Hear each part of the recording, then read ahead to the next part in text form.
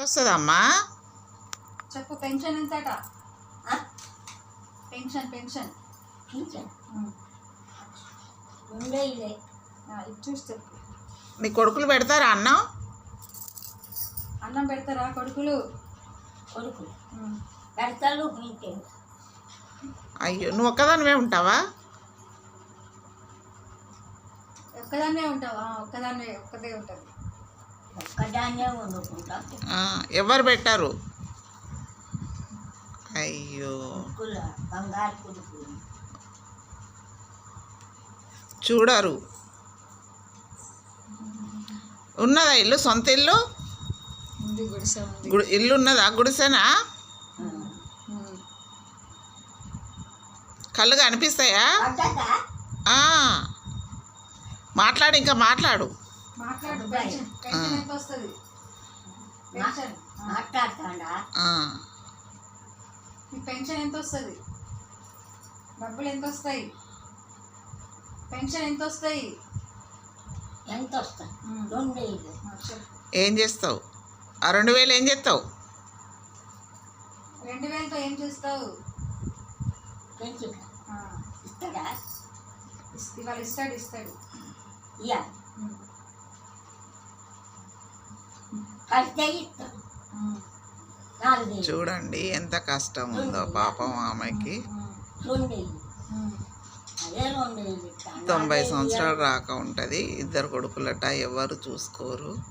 ఆ 2000 పింఛన్తోటి తన బతుకుతూ తన జీవనం సాగిస్తూ కట్టెలు కొట్టుకొచ్చుకుంటుందంట. కట్టెల పొయ్యి మీద వండుకుంటుందట, కట్టెల పొయ్యి మీద తింటుందంట. చూడండి, ఇలాంటి వాళ్ళు ఎంతమంది ఉన్నారో మనకి దేశంలో. అనాథ కొడుకులు చూసుకొని తల్లుల కోసం ఇలా చేయకండి. తల్లిని హింసించకండి.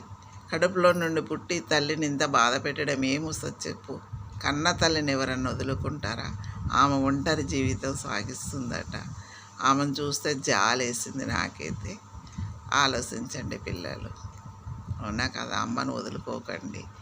అమ్మ అంటే అసలు సృష్టిలో అమ్మ లేనిది మీరు లేరు పిల్లలు.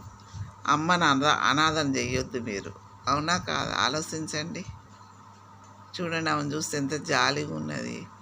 అట్లాంటి వాళ్ళు ఎంతమంది అనాథలు అవుతున్నారో. తల్లుల్ని మాత్రం అనాథలు చేయకండి పిల్లలు. చెయ్యెత్తి మొక్కుతున్నా, అమ్మగా మొక్కుతున్నా. ఆలోచించండి మీరు కూడా. మీ తల్లుల్ని అనాథం చేసినకో మీ పిల్లలు మిమ్మల్ని అనాథలు చేయరా? అది గ్రహించండి. ఆమెను చూస్తే ఎలా అనిపిస్తుంది పాపము. ఆమె వెళ్ళి కూరగాయలు కానీ బియ్యం కానీ నడుచుకుంటూనే పోతుందంట. ఆరోగ్యంగానే ఉంది, కాకపోతే ఎవరు చూసుకోరట. ఈ పింఛని తప్ప ఇంకేం లేదంట ఆధారం ఆమెకి. ఆలోచించండి. అందులో డబ్బులు వస్తే ఆ కొడుకులు వస్తే ఆ కొడుకు 200, ఆ కొడుకు 200 ఇస్తుందట. అందులో నుండి 1600 ఉంచుకుంటుంది. 1600 ఆమె నెల మొత్తం గడుపుద్దంట. అడిగి పోయి చిన్న పుల్లలు కొట్టుకొచ్చుకుంటుందంట, చేస్తుందట, చేపుద్దట. ఆ గుడిసెనేనంట పాపం ఉరుస్తుందంట. చాలా కష్టంలో ఉంది. చూడండి ఎలా ఉంది అమ్మ. చెప్పండి, అమ్మల్ని అనాథలు చేయకండి ప్లీజ్.